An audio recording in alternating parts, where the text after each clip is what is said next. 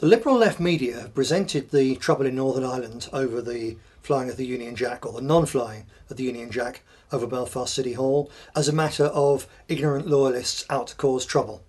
Nothing could be further from the truth. The loyalist community, the Protestant community in Northern Ireland, have been extremely patient, extremely forgiving over the last few years. The so-called peace process has all been one way. All the apologies, all the investigations, all the prosecutions have been in favour of the nationalist minority and always against the loyalist majority. We've seen from the Parades Commission over the last few years and the Republican elements who use it, relentless attacks on loyalist community. Unless you've been over there and seen for yourself, taken part for yourself in the band parades, for instance, you don't begin to get a feel for how important this is for this community's identity. And it's being relentlessly suppressed and put down by the political elite and their Republican allies. And quite simply, the loyalists have had enough. And at one point you might say, well, is a flag worth all that rioting, all that trouble?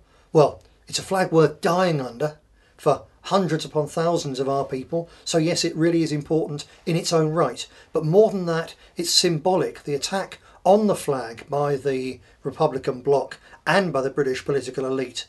It's a symbolic expression of a much broader attack on loyalist culture, which is under assault in the same way that British culture is under assault on the mainland from a similarly unholy alliance of far leftists in the Labour Party and through into the Conservative Party and the Islamists. So it's only natural, and it's actually only right, that the loyalists are standing up and fighting back at last. The problem is that because of a grotesque lack of political leadership from the old unionist parties, it's just ordinary lads on the street doing it the only way they know how. What's needed in Northern Ireland is sensible, mature, political opposition to the Republican bloc and standing up for loyalist culture.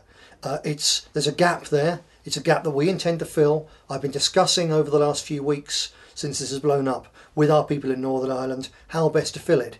It isn't easy because the combination of the Republicans and the treacherous British political elite at the heads of the police forces and so on, they've had a very long time to get experienced and to work out how to grind true Brits down.